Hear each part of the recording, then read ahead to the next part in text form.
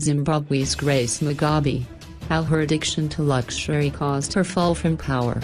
Kleptocracies come apart for all sorts of reasons, but it's a rare delight that the Zimbabwean military's to-date rather slick putsch was triggered, in part, by Grace Mugabe's freely decadent history of luxury shopping. Ever the snappy dresser, the now-embattled First Lady, 52. At this writing under house arrest in the couple's $10 million, 25-bedroom blue-roof mansion in Harare, was until a few weeks ago a regular in the world's fashion capitals and well known in Harare and beyond for her jewelry, her collection of designer shoes, and not least, for her habit of dropping rock-star levels of cash in the best shops of Paris, Rome, and London.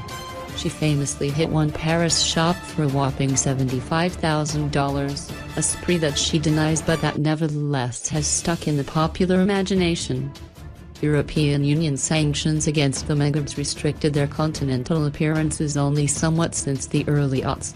She and her husband were welcome in the Vatican, and could traverse Italy to get to this or that celebration at the Holy See. For the moment, she remains welcome in the United States. Derisively known in Harare as the first shopper, Gucci Grace, and latterly as Disgrace, Mrs. Mugabe's extensive wardrobe features, among other baubles, a reported mountain of Salvatore Ferragamo shoes. Quizzed by a reporter about the footwear, she blithely replied, "I have very narrow feet, so I can only wear Ferragamos." That celebrity endorsement will come as a surprise and now arguably as a great relief to the marketers of Jimmy Choo, Louboutin, Prada, Pro and Ziscular, Bally and Todd footwear, whose exquisite work does also run in small sizes. Shoe brands aside, the fact is that Grace Mugabe has cut a radical, if also wholly ridiculous, Cruella de Vil figure on the international fashion circuit. The most recent example occurred in New York just this past September 19, a scant 6 weeks before the army decided to call an end to her spree, at the Fashion for Development's First Lady's Lunch soiree, pictured above.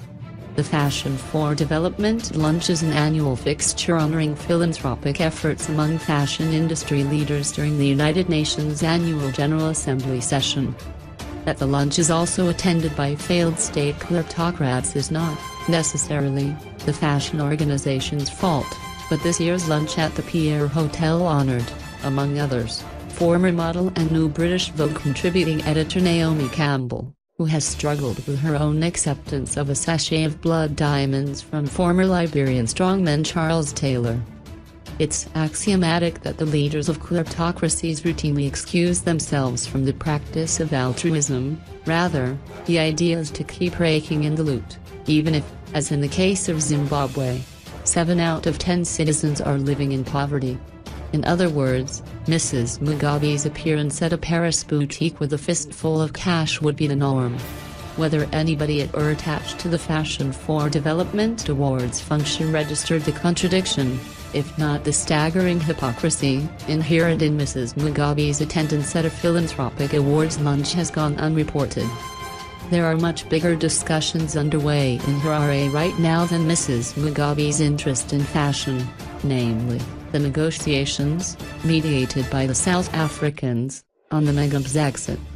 While it is estimated that the Mugabe family fortunes exceed $1 billion, a sizable portion of which is outside the country and thus tough to track, it's well known that their property portfolio has increased dramatically over the years, with homes in Hong Kong, Malaysia, Singapore, and a daisy chain of farms confiscated from previous owners in Zimbabwe.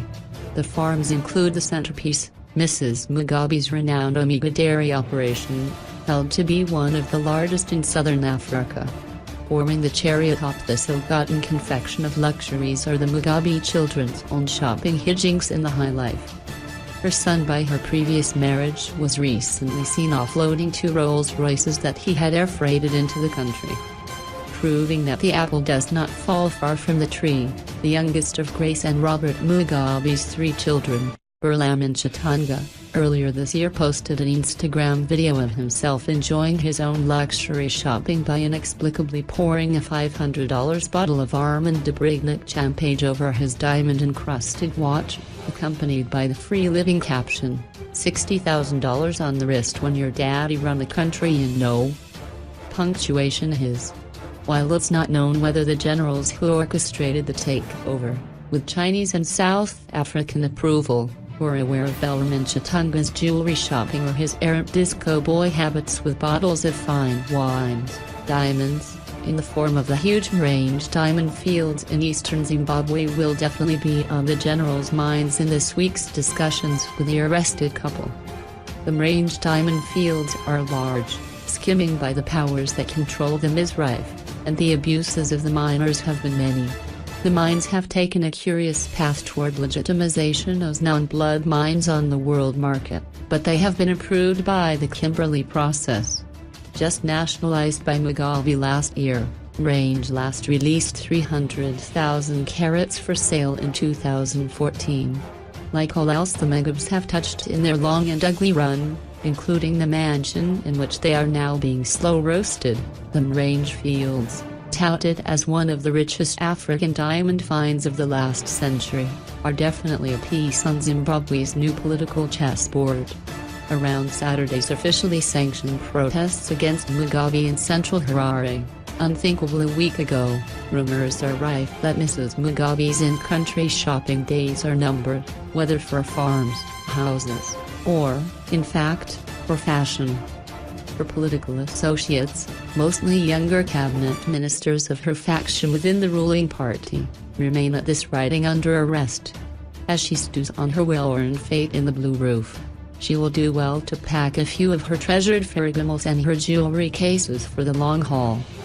It's thought that the generals or their proxies will shortly invite her out of the country, perhaps to her own homes in Malaysia, Hong Kong, or Singapore, where, if all goes well for her in the next weeks and she's allowed to retain the money that the couple has reportedly secreted in Switzerland and elsewhere, she'll still be just able to feather her nest with plenty of luxury shopping.